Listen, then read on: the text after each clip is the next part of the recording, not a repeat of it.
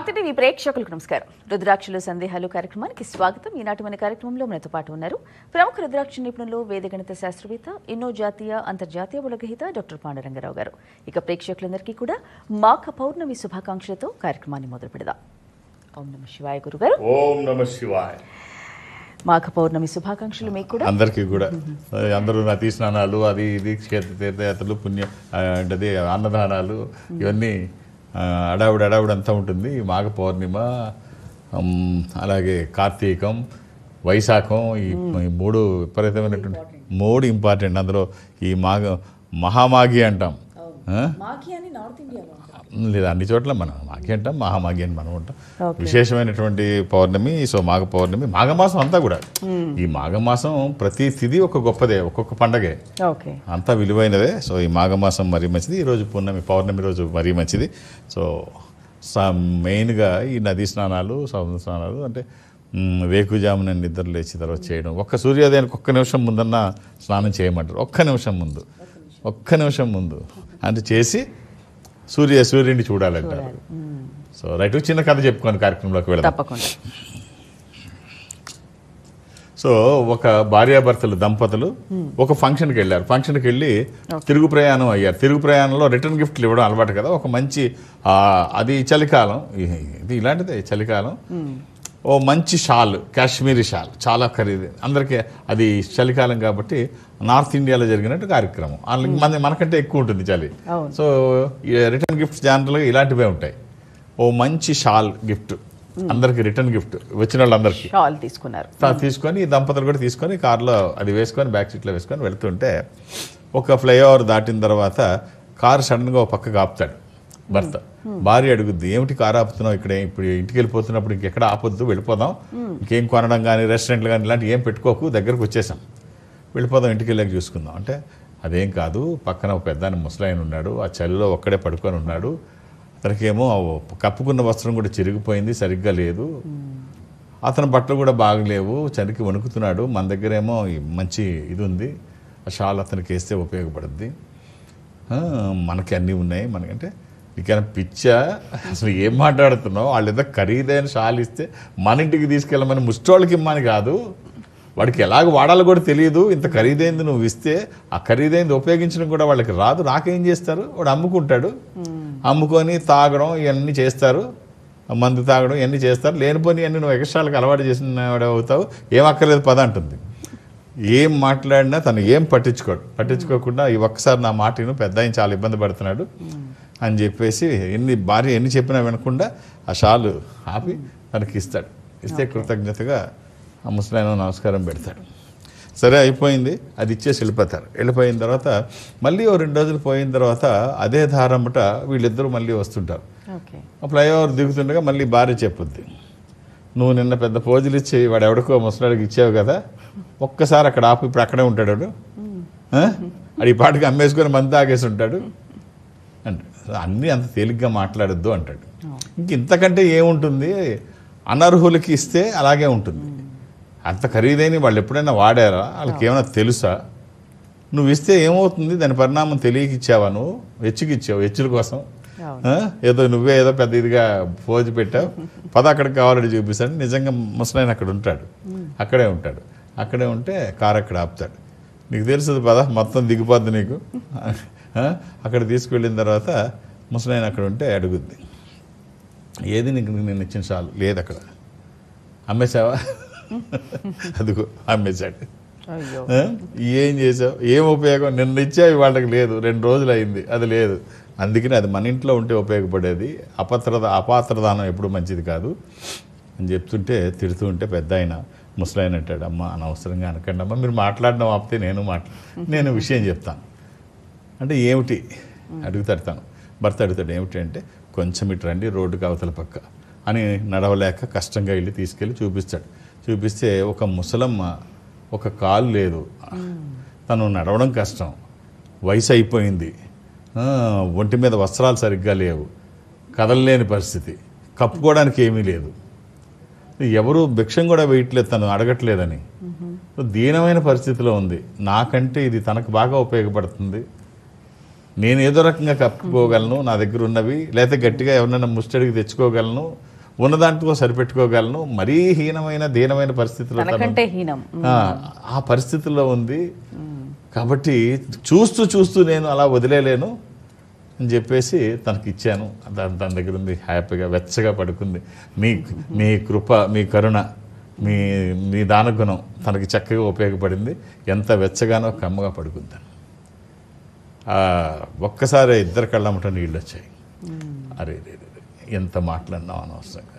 భార్య మాటిని నేను వెనక ముందు చూడకుండా నేను వచ్చాను, తనేమో వెనక ముందు చూడకుండా ముసలాన్ని ఇష్టం వచ్చినట్టు తిట్టాను అని చెప్పేసి బాధపడుతుంది. ఇంకా కట్ చేస్తే మనం ఏం కోరుకోవాలి అంటే భగవంతుడిని ఎవరికైనా సాయం చేసే అవకాశం ఇమ్మని కోరుకోవాలి. భగవంతుడు అలా చేస్తే ఏమవుతుందంటే భగవంతుడు మనల్ని ఎక్కడి నుంచో పెట్టాడు అంటే సాయం చేసే వరుసలో, అంతేగాని యాచించే వరుసలో లేకుండా సాయం చేసే వరుసలో మనల్ని పెట్టినందుకు గొప్పగా మనం ఫీల్ అవ్వాలి. సో అవకాశం ఉంటే కష్టంలో ఉన్న వాళ్ళకి సాయం చేస్తాడు, అది బౌన్స్ బ్యాక్ అయ్యి ఖచ్చితంగా మనకు వస్తుంది. బాగుంది స్టోరీ, చాలా బాగుంది. ఎవరిని తక్కువ అంచనా వేయడానికి లేదు. అంతే అంతే. రైట్, కాల్స్ చూద్దాము. హలో హలో, చెప్పండి మీ పేరు. నా పేరు రమాదేవి మేడం. మాట్లాడండి గురుగారు. ఓం నమ శివాయ్. ఓం నమస్తే గురువు గారు. ఏమిటమ్మా? గురువు గారు మా వారి నెంబరు, డేట్ ఆఫ్ బర్త్ గురువు గారు. అమ్మ డేట్ ఆఫ్ బర్త్ 1/7/1958. 1/7 జూలై 1 అమ్మా. జూలై 1 ఏనా? 1958 గురువు గారు. అవును, జూలై 1 ఏనా? అంటే ఆ నెల ఆదివారమేనా? వారం తెలియదు గురువు గారు. ఆదివారం, జూలై 1 1958. ఇది ఆదివారం. ఏం చేస్తున్నారమ్మా వారు? ఇది పాఠ్యమి, కృష్ణపక్షము, బహుళ పాఠ్యమి. ఏం చేస్తున్నారమ్మా? వారు ఏం చేస్తున్నారమ్మా? ధనిష్ట నక్షత్రం. రిటైర్ అయ్యారు. ఓకే, ఓ చిన్న కాంబినేషన్ చెప్తాను, వారికి ఉపయోగపడేది. అవకాశం ఉంటే ధారణ చేయించండి. ఒక 7 ముఖాలు, 10 ముఖాలు, ఏకముఖి. 7 ముఖాలు లక్ష్మీ స్వరూపము, శని దోషములకి కూడా మంచిది. దశముఖి ఇది విష్ణు స్వరూపము, మానసిక ఒత్తిళ్లు తగ్గడానికి, వాస్తు దోషములు పోవడానికి, న్యాయపరమైన చిక్కులు అధిగమించడానికి.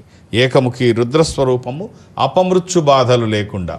ఈ 3 కలిపి చిన్న రుద్రాక్ష మాలలో కానీ, చైన్లో కానీ, తాడులో కానీ మీకు ఎలా వీలైతే అలా ధరించండి. ఆహార నియమాలు ఏమీ లేవు.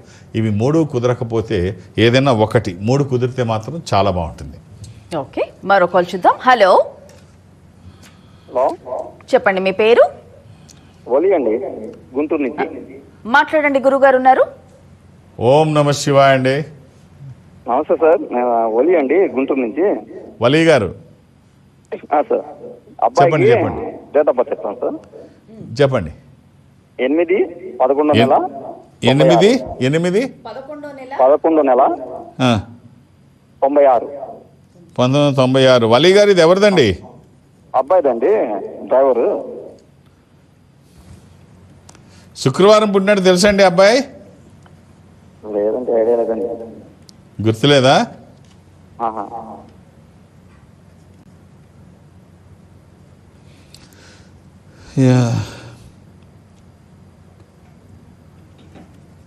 శుక్రవారము, ఇది విధియ, ఇది కర్కాటక రాశి.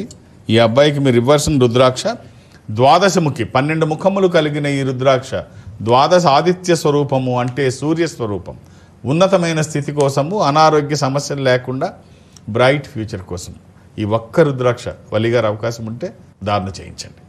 శరీరానికి తాకే విధంగా వేయించండి. ఇది వచ్చిన తర్వాత ఖచ్చితంగా బాగుంటుంది. మీ ఆశీర్వచనము, వాళ్ళ ప్రయత్నము, ఈశ్వరానుగ్రహము ఇంత బాగుంటుందా అనే విధంగా ఉంటుంది. అందులో ఎలాంటి సందేహం లేదు. అందులో ఇది మాఘమాసం, మాఘ పౌర్ణమి రోజు మాట్లాడుకుంటున్నాం. చాలా బాగుంటుంది. శుభం.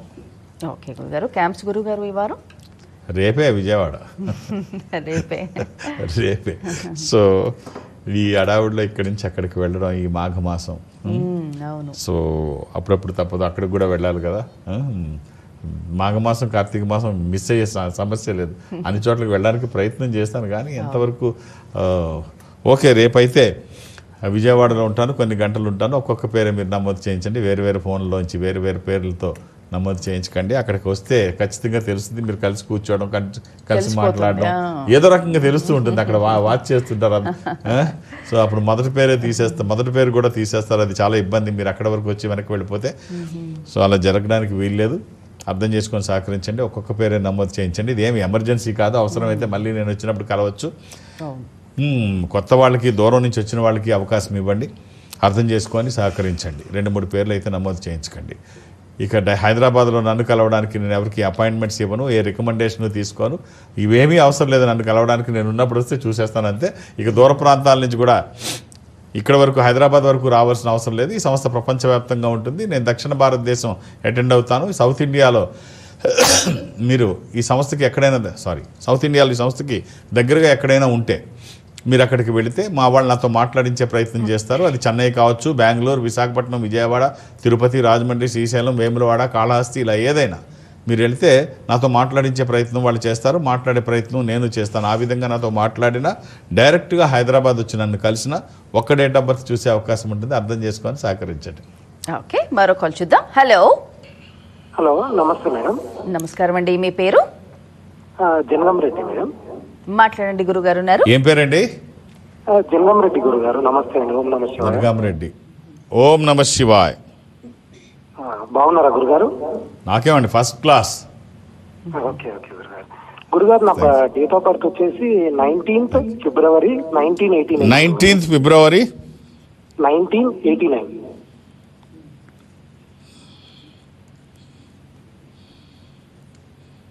హలో. ఆదివారం పుట్టినట్టు తెలుసు కదండి. ఆదివారం అండి. అవునండి. చతుర్దశి ఆశ్లేష నక్షత్రం. ఆదివారము, అది ఏకాదశి కూడా, శుద్ధ ఏకాదశి. ఈ కర్కాటక రాశి ఆశ్లేష నక్షత్రం అండి. శుద్ధ ఏకాదశి ఆదివారం. ఏం చేస్తున్నారండి? నేను ఐటీ ఎంప్లాయీ గురుగారు.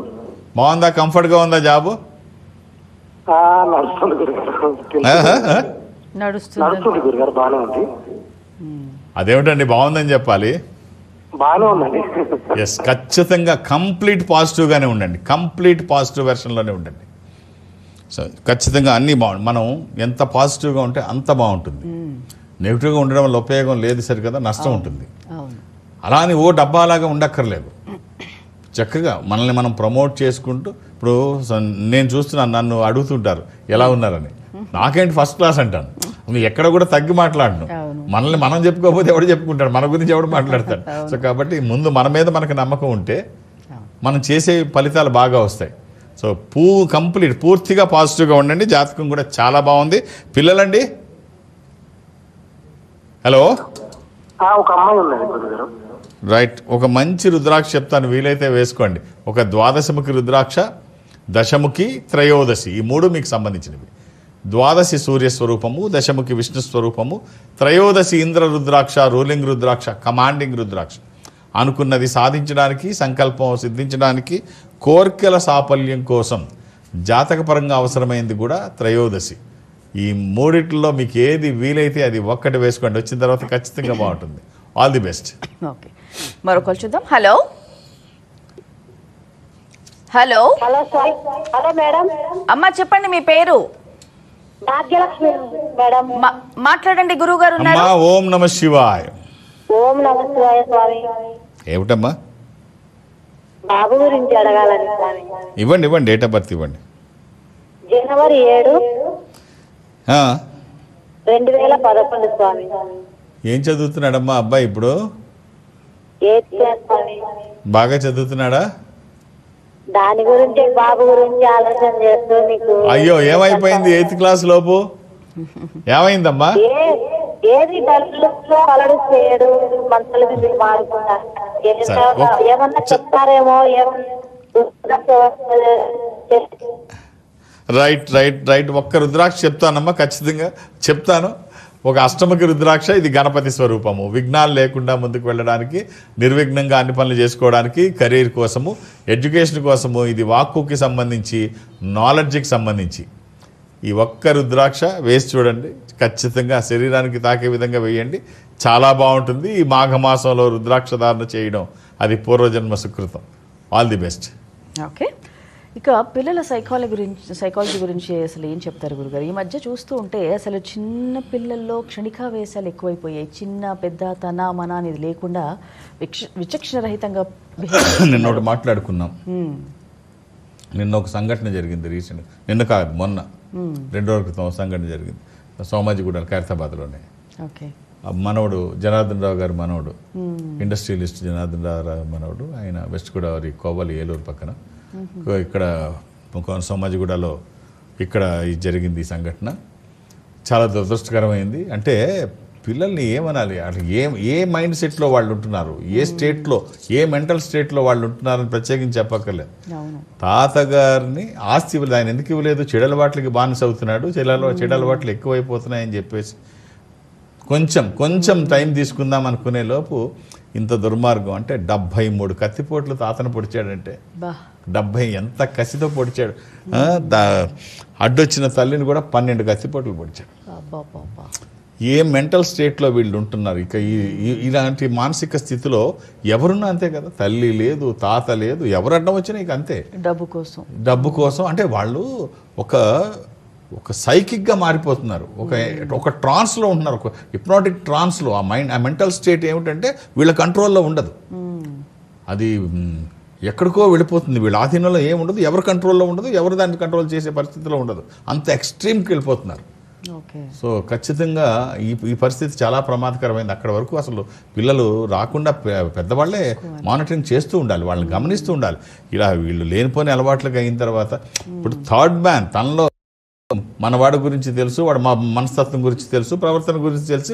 అమ్మ చెప్తేనో, తాత చెప్తేనో, తండ్రి చెప్తేనో కొంత వింటాడు. కానీ ఇక్కడ ఉన్నది మనవాడు కాదే, మనవాడి లోపల ఇంకొకడు ఉన్నాడు, మనవాడి లోపల ఇంకోటి ఉన్నాడు, వాడిని మనం కంట్రోల్ చేయలేమే. కాబట్టి వాడు డెవలప్ అవ్వకుండా చూడాలి అంటే ఖచ్చితంగా మానిటరింగ్ అవసరము. థర్డ్ మ్యాన్ మన వాళ్ళకి రాకుండా, ఆ ఎక్స్ట్రీమ్ కండిషన్స్కి వెళ్లకుండా, వెళ్ళకూడని చోట్లకి వెళ్లకుండా, వాళ్ళు ఏం చెప్పినా వినకుండా, కౌరవులు పాడైపోయింది. అందుకే ఏం చెప్పినా ధృతరాష్ట్రుడు ప్రేమతో తీసుకున్నాడు తప్ప ఎక్కడా పట్టించుకోలేదు. ఆయన పట్టించుకోకపోతే పట్టించుకోబెట్టి తల్లి కూడా కళ్ళకు గంతలు కట్టుకుంది. ఇలాగే ఉంటుంది. ఇప్పుడు ఆ సంఘటన, ఇప్పుడు భారతంలో సంఘటన ఇలాగే. పట్టించుకోకపోతే ఆ రోజుల్లో ఈ డ్రగ్స్ గిగ్స్ అప్పుడు లేవు, ఉంటే ఇంకా దారుణంగా ఉంటుంది. ఇప్పుడు ఉన్నాయి కాబట్టి వీటిని చక్కగా, ఇది దురదృష్టం, పిల్లలు వీటికి బానిస అవ్వడం, కొత్త యాప్ల ద్వారా గేమ్ ఆడడం, ఉన్న మొత్తం అసలు ఒక్కొక్క రోజు ఒక్కొక్క కథలు వింటుంటే పిల్లల గురించి, ఎదిగిన పిల్లలు వాళ్ళు ఏదో ఉద్ధరిస్తారనుకున్న సమయంలో వాళ్ళే ఇది పాడు చేసుకొని కుటుంబాన్ని పాడు చేసేసి, ఇది చాలా దురదృష్టం. రోజు వినే కథలు మరి అందరికీ తెలుస్తుందో లేదో కానీ పిల్లల విషయంలో జాగ్రత్తగా ఉండండి, వాళ్ళని వాచ్ చేస్తుండండి, గమనించండి, ఒక సాత్వికంగా ఉంచడానికి ప్రయత్నం చేయండి, ధార్మిక భావాలు అబ్బేటట్టు ప్రయత్నించండి, ఒక సాంప్రదాయాన్ని వాళ్ళకి నేర్పించండి. అన్ని రకాలుగా బాగుండాలని కోరుకుందాం. రైట్ గురుగారు, మరో కాల్ చూద్దాం. హలో మేడం, నమస్కారం అండి, గురుగారు ఉన్నారు, మాట్లాడండి. హలో అండి, లక్ష్మీకాంత్. లక్ష్మీకాంత్ గారు, ఓం నమ శివాయ్. ఓం నమ శివాయ్ గురువు గారు. పెళ్లి సంబంధాలు ఎన్ని చూసినా కుదరట్లేదు గురువు గారు. ఏమిటండి? పెళ్లి సంబంధాలు ఎక్కడ చూసినా ఏం కుదరట్లేదు. ఓకే. డేట్ ఆఫ్ బర్త్ ఉందా అండి? ఉంది సార్ గురువు గారు. చెప్పండి. 26/9/1991. 91. ఏం చేస్తున్నారండి? హాస్పిటల్లో జాబ్ చేస్తున్నాను సార్. ఏం చదువుకున్నారు? 10 గురువారం నాడు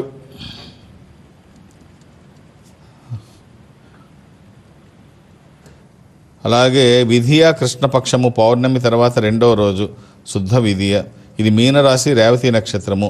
మీరు వేసుకోవడానికి 11 ముఖాలు, 6 ముఖాలు ఏకముఖి, ఏకాదశముఖి, షణ్ముఖి, ఏకముఖి, దోష నివారణకి, వివాహానికి, ఆటంకాలు తొలగడానికి, జీవితంలో స్థిరపడడానికి. సో ఈ 3 కుదిరితే వేయండి, లేకపోతే ఏదైనా ఒకటి 3 కుదిరితే వేయండి, లేకపోతే ఏదైనా ఒకటి వేయండి. రైట్, ఆల్ ది బెస్ట్ అండి. ఓకే, జనరల్గా మీరు ఎప్పుడు ఆధ్యాత్మిక చింతన వీటి గురించి ఎక్కువ మాట్లాడుతుంటారు, పాలిటిక్స్ ఇంట్రెస్ట్ లేదా గురుగారు మీకు? లేదు లేదు, నేను ఎప్పుడు నాకు ఇప్పుడు ఉన్న రాజకీయ నాయకులు, ఇప్పుడు అధికారంలో ఉన్న వాళ్ళు ఇంచుమించుగా ఈ ధర్మాన్ని సాంప్రదాయాన్ని పాటించే వాళ్ళు అందరూ ఇంచుమించుగా నా చేతితో నేను రుద్రాక్ష ఇచ్చిన వాళ్ళు అందరూ బాగున్నారు, కానీ ఏ రోజు నేను అటు కన్నెత్తి చూడలేదు. ఆ అవసరం కూడా నాకు లేదు. అది ఇంట్రెస్ట్ లేదా, ఇష్టం లేదు. నాకు భగవంతుడు ఈ పని అప్పచెప్పాడు, నేను ఈ పని చేస్తాను అంతే. ఈ పని అప్పచెప్పాడు, ఈ పని ఎక్కడా తేడా లేకుండా చేస్తాను. మనం ఏం చేస్తున్నామో మనకు తెలియాలి, ఏం జరుగుతుందో మనకు తెలియకుండా ఉండకూడదు. ఒక ఎవరికి చెప్పుకోలేని పరిస్థితులు మనకి ఎందుకు, మన పని మనం చేస్తున్నాం. ఒక కారు వెళ్తుంది, ఒక యువకుడు స్కూటర్ వేసుకొని వెళ్తున్నాడు. చిన్న చిన్న కథలు, నేను టాపిక్ డైవర్ట్ చేయడానికి ఇది చెప్తున్నాను, నువ్వు అడగకుండా. అంటే నాకు ఆ టాపిక్ ఇష్టం లేదు కాబట్టి నువ్వు అడగకుండా ఒక చిన్న కథ చెప్తున్నా. ఒక యువకుడు స్కూటర్ వేసుకొని వెళ్తున్నాడు. స్కూటర్ వేసుకొని వెళ్తుంటే చీకటి, నిర్మానుష్యమైన ప్రదేశానికి వచ్చాడు. నిర్మానుష్యమైన ప్రదేశానికి వస్తే ఏం అర్థం కావట్లేదు, బండి మీద స్లో అవుతుంది. ఏమిటా స్లో అవుతుందంటే ముందుకెళ్ళి ఆగిపోయింది. ఏమిటా ఈ దరిద్రం దుర్మార్గం, ఎక్కడ మనుషులు లేరు, మనుషు సంచారం లేదు, ఇక్కడికి వచ్చి ఆగిపోయింది అని చెప్పేసి అందరిని లిఫ్ట్ అడుగుతున్నాడు, పక్కన కారు పెట్టి, పక్కన స్కూటర్ పెట్టి. చీకటిలో ఎవడిస్తాడు, ఎవరికి అవసరం, భయం ఎవడుకుంటే భయం అడుకుంటుంది. ఏంట్రా బాబు ఊరు అవతల ఎవరో ఆపట్లేదు అని చెప్పేసి స్కూటర్ పక్కన పెట్టేసి, ఇలా కాదు, ఏ బండి వస్తే ఆ బండి ఏదో సిగ్నల్ ఉంది, సిగ్నల్ దగ్గర ఎక్కేద్దాం అనుకుంటాడు. సిగ్నల్ దగ్గర ఎక్కేద్దాం, ఎవడు మాట్లాడి స్కూటర్లు కార్లన్నీ ఆగుతాయి అక్కడ సిగ్నల్ దగ్గర, మనం ఆపే పని లేదు, మన కోసం ఆపాల్సిన పని లేదు అనుకుంటాడు. అనుకొని ఆ సిగ్నల్ దగ్గర నడిచి వెళ్ళి అక్కడికి నిల్చుంటాడు. ఒక దూరం నుంచి ఒక నల్ల కారు వస్తుంది, స్లోగా వచ్చి సిగ్నల్ దగ్గర ఆగుద్ది. ఆగంగానే భలే దొరికింది కారు అనుకొని చెప్పి బ్లాక్ కారు డోర్ తీసుకొని గబగబ కారులో ఎక్కి కూర్చుంటాడు. బ్యాక్ సీట్లో కూర్చొని కారులో కూర్చుంటాడు. కారు నిదానంగా ముందుకెళ్తుంది, చాలా స్లోగా నడుస్తుంటుంది కారు. చూస్తే డ్రైవర్ ఉండడు. అరే డ్రైవర్ లేకుండా కారు వెళ్ళిపోతుంది, నల్లగారు, చీకటి, చుట్టూ చీకటి, నల్లగారు, డ్రైవర్ లేకుండా వెళ్ళిపోతుంది బాబో అనుకుంటే కారు స్లోగా వెళ్ళి ఓ దగ్గర ఆగింది, పెట్రోల్ పంప్ దగ్గర. ఆగంగానే గబగబ మన డోర్ తీసుకొని దూరంగా వెళ్ళి అక్కడ నిల్చొని చూస్తుంటే పెట్రోల్ కొట్టేవాడు వచ్చి పెట్రోల్ కొడుతుంటాడు. పెట్రోల్ కొడతాడు. ఇంకొక వ్యక్తి వచ్చి డ్రైవింగ్ సీట్లో కూర్చుంటాడు. కూర్చుంటే గబగబా వాళ్ళ దగ్గరికి వెళ్ళి కూర్చోక, నువ్వు ఇందులో దెయ్యం ఉంది. నీకెలా తెలుసు అంటే, దెయ్యం ఉంది నాకు తెలుసు, నేను చూశాను ఇప్పుడు దాకా, ఇప్పుడు నేను వెనక సీట్లో కూర్చున్నాను, డ్రైవర్ లేకుండా వచ్చాను నేను అనగానే డోర్ తీసి ఆయన బయటికి లాగి ఒక లెబ్బగా కొడతాడు. ఈ అదవాసం నీకు బుర్ర ఉందా లేదురా, నానా బాధలు పడుతూ 3 కిలోమీటర్ల నుంచి వెనక నెట్టుగుడ్డు వస్తున్నాను, దాంట్లో పెట్రోల్ అయిపోయి నువ్వు వచ్చి లాడ్లాగా వచ్చి బ్యాక్ డోర్ తీసుకొని కూర్చొని. సో వెనక్కి ఒక్కోసారి ఏం జరుగుతుందో మనకి తెలియదు, మనకి ఎవరికి చెప్పుకోలేని పరిస్థితి అది. సో కాబట్టి మనకి చెప్పుకోలేని పరిస్థితులు మనకొద్దు, అవన్నీ మనకొద్దు, మనం ఏంటో మనకు తెలుసు.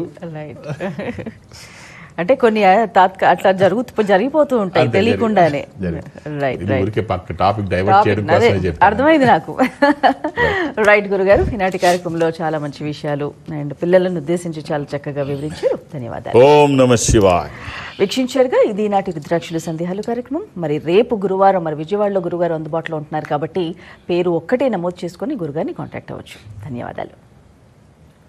Indo Nepal Rudraksha organisation, Jubilee Hills, road number 45 మరియు సోమాజిగూడ, హైదరాబాద్. సంప్రదించాల్సిన ఫోన్ నంబర్స్ 9118845678, 9177778855, 8186899997, 7700963888. మా వెబ్సైట్ www.indonepalrudraksha.com.